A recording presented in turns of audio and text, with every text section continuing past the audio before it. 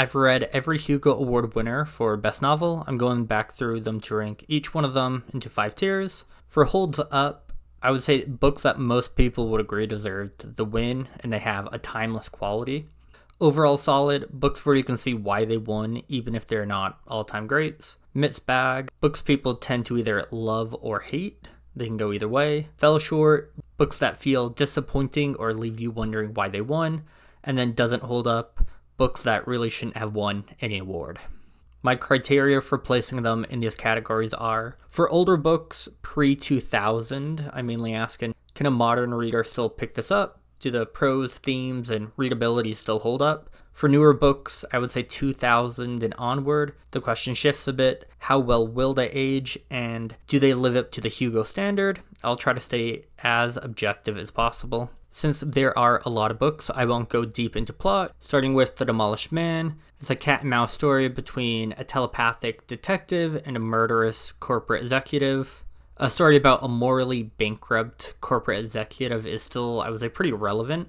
And the jingle used in the book, tension, apprehension, and dissension has begun, is still pretty catchy. I would say it's overall still solid.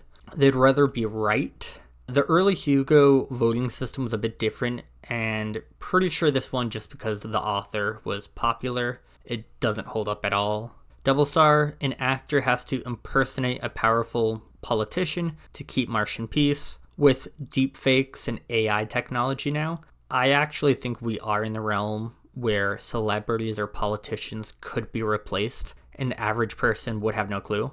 I initially said this didn't hold up, but I've kind of changed my mind. I think it's still pretty solid. The Big Time, a time travel story that was kind of interesting, but also felt half-baked. I don't think it holds up. A Case of Conscience. This was initially published as a novella, and then later expanded into a full novel, and you can tell. The story is split into 2 parts, and they feel uneven. Part 1 opens on an alien world, where you learn a bit about the aliens. Part 2 follows one of the aliens growing up on Earth. Part 1 was great, Part 2 was kind of rough. Starship Troopers, it follows a soldier at war with an alien species. Heinlein throws out big ideas like whether people should earn the right to vote through service, but rarely explores the complications of such a system, which can be frustrating. Still, I think it tells a pretty solid story. A Canticle for Leibowitz, a novel that follows a monastery and its monks across 3 eras, a dark age after a nuclear apocalypse, a renaissance, and a modern age. There's lots of subtle humor. It shows how time warps history.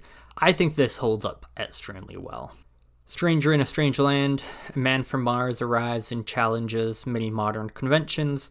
This one definitely is a mixed bag. Some people love this book, some people hate it. And there's a fair amount that holds up, and then there's a fair amount that doesn't. The Man in the High Castle, an alternative history where Germany and Japan won World War II. The book does a great job of capturing the vibes of what would occur if that happened, but the plot is almost non-existent. I think because the author is Philip K. Dick, his reputation carries him a little bit, because I think this is maybe one of his weaker books. I think overall it kind of falls short. Waystation, Enoch Wallace is a Civil War veteran, and he's operating an interstellar rest stop for aliens, and the townspeople around him are starting to notice. I initially said that this didn't hold up, but I've changed my mind. This novel has stuck with me quite a bit. I think the writing holds up extremely well. The Wanderer, our moon is being harvested by an alien spaceship, and this causes mayhem on Earth. The first half was alright, but then the second half is pretty bad with mediocre writing and kind of mediocre characters. And then for this as well, I'm going to try to make it so the books further left are the ones I think are better in that tier category, but some books are pretty close to each other, so I'm not going to be perfect there. Now Dune, it's one of the most popular fantasy books of all time, definitely holds up. And Call Me Conrad or This Immortal, this tied with Dune for the Hugo Awards for that year. It's a post-apocalyptic tale blending Greek mythology with aliens, but I don't think it's the most accessible. The aliens in the book come from the star Vega, so they're called vegans, which is kind of funny. Overall, I think it falls a bit short. The Moon is a Harsh Mistress. It's a loose retelling of the American Revolution on the moon. I think it still holds up quite well. Lord of Light, a group of humans use advanced technology to extend their lives and rule as Hindu gods with an iron fist. The rich hiding powerful technology and using it to control the masses is a timeless theme. I think this book holds up really, really well. Stand on Zanzibar, it explores overpopulation and corporate power. It's impressive how many things the author predicted. That said, I can't really remember any of the characters or really the plot, and the book is long, so I would put it just in mixed bag. Left-Handed Darkness, a sci-fi story about an envoy navigating a frozen world where gender is fluid. It explores themes of culture and identity. I don't think you can go wrong with Le Guin, so definitely holds up. Ringworld, a group of humans go on a journey to explore a massive artificial ring. The aliens are done well, but some of the prose and characters kind of felt dated. I think it falls short. To Your Scattered Bodies Go, all of humanity is resurrected along a mysterious endless river. One man vows to get to the bottom of the mystery. The scope of the novel was there, but it promised a lot and then didn't really deliver with the ending. The Gods Themselves, it has some of the weirdest aliens I've ever read. I think it holds up extremely well. Rendezvous with Rama, it's a big dumb object story where a team of astronauts explore an alien ship. It felt realistic in how scientists might actually approach the unknown. I think it's still really, really solid. The Dispossessed, a scientist navigates two opposing societies. It shows the pros and cons of various types of government. I always feel like Le Guin does her best to give both sides of a position. Definitely holds up still. The Forever War, it's about a soldier fighting an interstellar war where time dilation makes him increasingly disconnected from the society he's fighting for. It's a great book to read with Starship Troopers. Some parts of the future society definitely don't hold up, but overall I think it's actually still solid. We're Late, the Sweet Bird Sang, a post-apocalyptic story where survivors turn to cloning to endure, only for the clone to begin behaving strangely. I think this also falls a bit short. The cloning process, how it's done at the end of the book, I just had to roll my eyes at a little bit. Gateway is about a risky space exploration venture using mysterious alien ships. The main character embarks on one of these trips, and as the story progresses, you learn what happened. The book's solid, but the main character will definitely get on people's nerves. I would say it's overall solid. Dream Snake, a post-apocalyptic sci-fi story about a woman healer who uses genetically trained snakes to cure illness. Super cool setup, but it felt like it ignored some of the more interesting sci-fi elements to focus on a coming-of-age story. So think it just falls short a little bit. The Fountains of Paradise, a story about an engineer attempting to build a space elevator. The general concept of the space elevator is cool, but that's basically all the novel has to offer. I feel bad about putting this in fell short because it's Clark. I will put this in Mitt's bag. Snow Queen, sci-fi fantasy about a queen making clones of herself in an attempt to stay in power. The queen's plan felt a little too convoluted, which made the ending fall a bit flat. Down Below Station, a space station is caught between an interstellar war. People in the station need to do some political maneuvering in order to stay alive. It just felt really, really long. This book, if it lost like 200 pages, it would be like up here, but it was far too long, so it's down here. Foundation's Edge. It's a sequel to the original Foundation series. I think it's pretty good. It just felt like an unneeded sequel, but I would say it's still solid. Starship Rising. It's about a dolphin human crewed starship that crash lands on an alien planet. The survivors must find a way off planet to deliver important information to humanity. Talking dolphins in space, the general setup actually worked better than I thought, but it does have a pulpy vibe. So I would say because of that pulpy vibe, I think it goes into Mitt's bag. But I had a lot of fun reading this book. Neuromancer, a washed-up hacker must jack into cyberspace for one last job. The book feels a little tropey today because so much of cyberpunk has copied its premise and aesthetic. Despite that, the book still has a very unique feel because of Gibson's unconventional prose. This goes straight to the top. I would say right there. Now, Ender's Game. Ender, a child soldier, must defeat an alien threat. It's a very well-known book. I think one reason the book is so popular is both a young adult and an adult sci-fi book, and being both is kind of a tricky thing to do. I think this goes up here as well.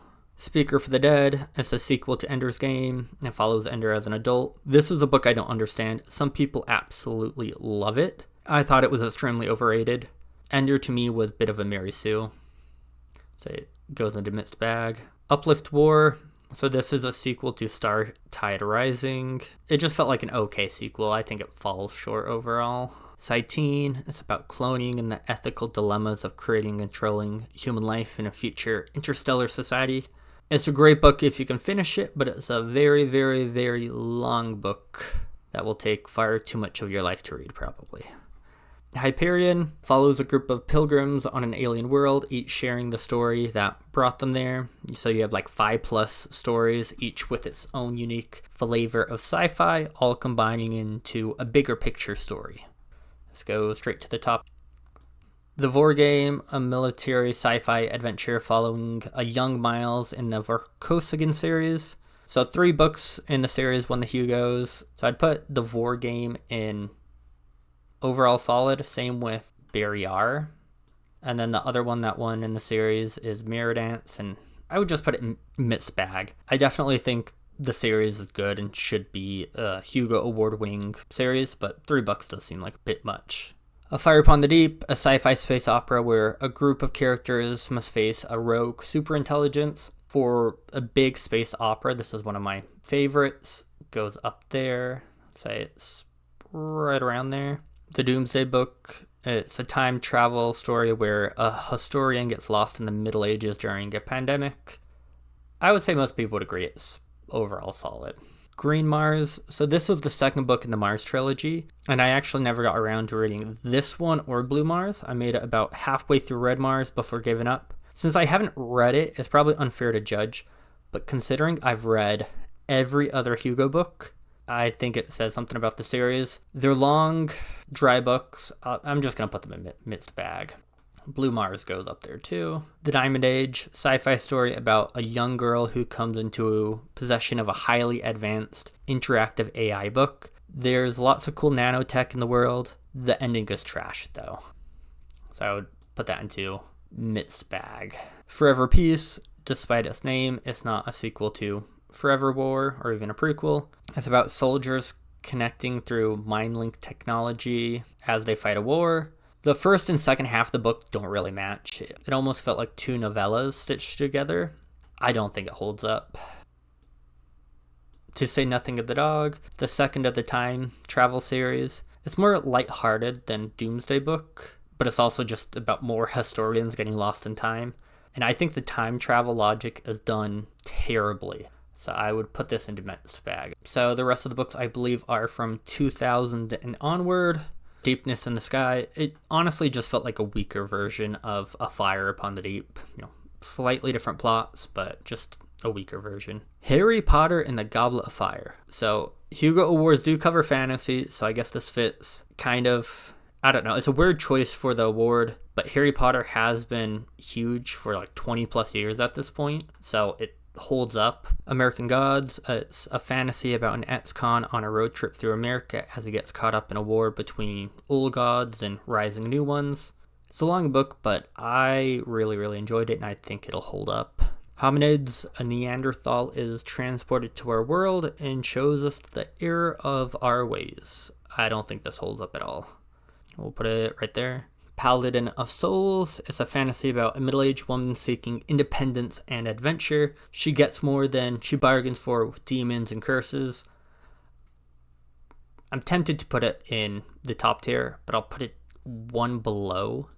Jonathan Strange and Mr. Norrell is a detailed historical fantasy about 2 rival magicians in Napoleonic-era England. It's a great book, but it's a huge time commitment. You could read like Hyperion and Dune. Both of these books are kind of beefy. In the same time it would take you to read this. I will put it up a bit.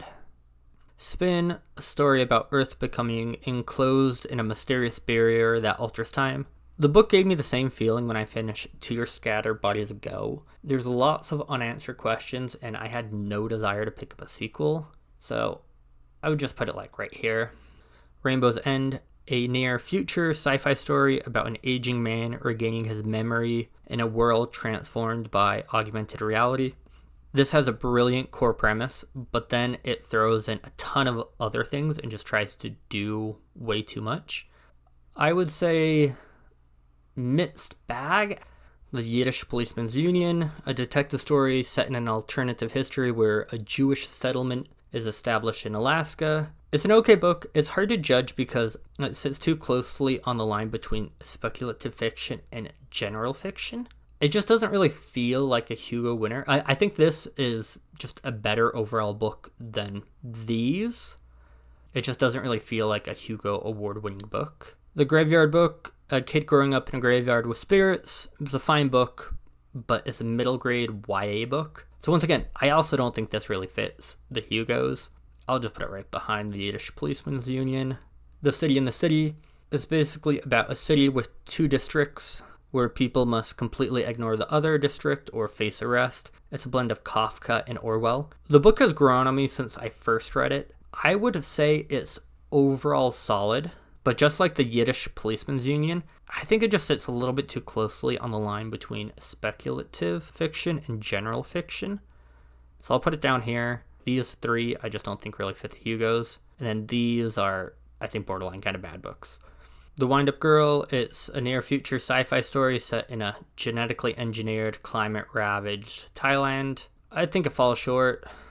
Blackout and All Clear. This is more books in Kanye Willis's time travel series. I absolutely hated this book. I questioned why I finished it. Among others, coming-of-age fantasy about a young girl coping with grief through her love of reading sci-fi. Ironically, it's a fantasy book. I think it falls short, and I thought it was okay. I don't think it was anything special. And the same thing with Red Shirts. It's a story about expendable crew members on a starship who realize their lives are expendable. It's a parody of Star Trek, highly meta, full of jokes. It was entertaining, but the writing was really mediocre. Ancillary Justice, an AI that once controlled a starship is now stuck in a human body and wants revenge against the people who betrayed it. Solid book. Throw it in there. The 3-Body Problem. Aliens are coming to Earth and humanity is left uncertain whether they've come to help or to conquer. This is definitely a solid book, and the TV show is pretty good as well. The Broken Earth trilogy is set in a post-apocalyptic world. It's a mix of fantasy and sci-fi. It follows a mother trying to find her daughter. The first book, I think, really holds up. Goes way up there. Stone Sky. Thought it was just mediocre. It's just way too slow, in my opinion. And then Obeliskate, I think it was overall solid. The Calculating Stars, alternative history where a meteor hits the East Coast and humanity must try to get to the stars. I think there's a lot of problems with the book. A Memory Called Empire is about an ambassador navigating the culture of a massive empire and trying to discover who killed the previous ambassador. I enjoyed it, but I thought the sequel was disappointing. Because of that, I think it goes into mixed bag. The sequel falls short. If the sequel was better, I think both will go into overall solid. Network Effect, about a socially awkward sentient robot trying to survive space capitalism. It's definitely a fun little series. Solid overall. Nettle and Bone, a sister is trying to rescue her sister from an abusive prince. It felt like a YA book written for adults who read YA.